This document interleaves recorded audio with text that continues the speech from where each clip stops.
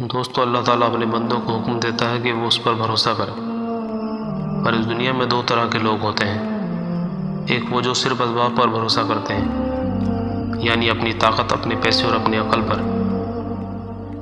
وہ اپنی کامیابی کا کریڈٹ بھی انہی چیزوں کو دیتے ہیں، لیکن یہ بھول جاتے ہیں کہ اسباب بھی ان کو اللہ ہی نے دیے ہیں۔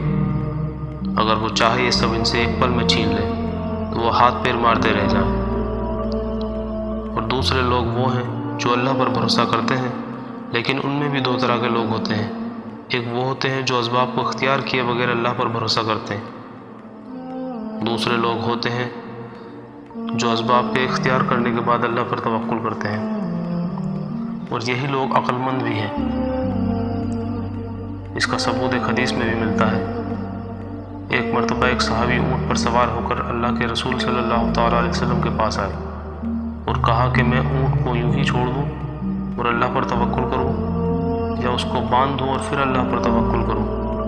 تو اللہ کے نبی نے فرمایا، اس کو باندھ کر اللہ پر توکل کرو۔ اگر بنا اسباب کے اللہ پر بھروسہ کرنا عقل مندی ہوتی تو اللہ کے نبی صحابی کو اونٹ کو باندھنے کا کبھی حکم نہیں دیتے۔ اور اسی طرح ایک روایت یہ بھی ہے، جو شخص اللہ پر اس طرح توکل کرتا ہے جس طرح اللہ کا حق ہے، تو اللہ اس کو پرندوں کی طرح رزق دیتا ہے کہ وہ صبح خالی پیٹ گھونسلوں سے نکلتے ہیں اور رات کو بھرے پیٹ واپس آتے ہیں، کیونکہ ان کو بھی اللہ ہی رزق دیتا ہے، لیکن اس کے لیے بھی ان کو گھونسلوں سے نکلنا ہوتا ہے۔ اور اسباب اختیار کرنے کے بعد اللہ پر یقین کرنے کا ایک بہت بڑا فائدہ یہ بھی ہوتا ہے کہ جب انسان کو کامیابی ملتی ہے تو وہ تکبر اور گھمنڈ کے بجائے اللہ کا شکر ادا کرتا ہے، اور اگر اس کو ناکامی ملتی ہے تو اس کو افسوس نہیں کرتا بلکہ اس پر صبر کرتا ہے، کیونکہ مومن وہی ہے جو اللہ پر یقین کرتا ہے۔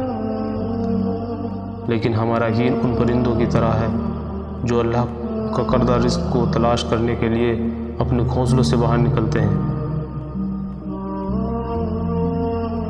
امید ہے دوستو آپ کو میری بات سمجھ میں آئی ہوگی۔ اللہ حافظ۔